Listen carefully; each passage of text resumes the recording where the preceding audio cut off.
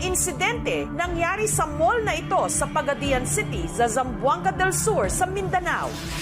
Ang bata, tawagin na lang natin sa pangalang Ninya, nahulog mula sa third floor ng shopping center.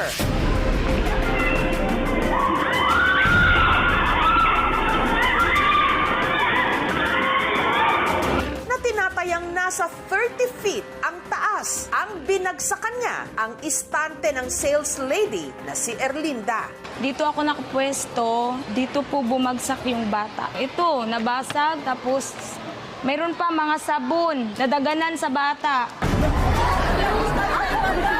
Nakita ko talaga yung bata bumagsak. Wala akong natulong kasi na-shock ako. Dali siya nahagbong guys, so ikan third floor guys. Basag lahat ng glass na natamaan ng bata. Sa mga kuhang ito ng CCTV mula sa mga tindahan sa loob ng mall, makikita na ilang sandali bago ang aksidente, si Ninya at ang ina nito na itago natin sa pangalang Sweet, nasa isang gadget shop sa third floor. Yana siya sa kuha nga, nangita siya laptop para siyang pag-eskwela daw. Para siyang anak nga senior high. Pero habang abalang nakikipag-usap si Sweet sa staff ng tindahan na si Antonio, si Ninya biglang lumabas sa shop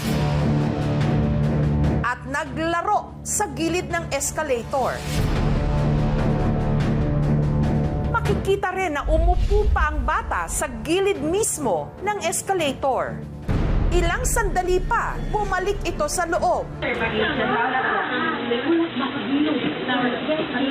Gawas pero badlungon niya. Gadali mugod sila po dato. Ako na lang ang balikan, ma'am. Pag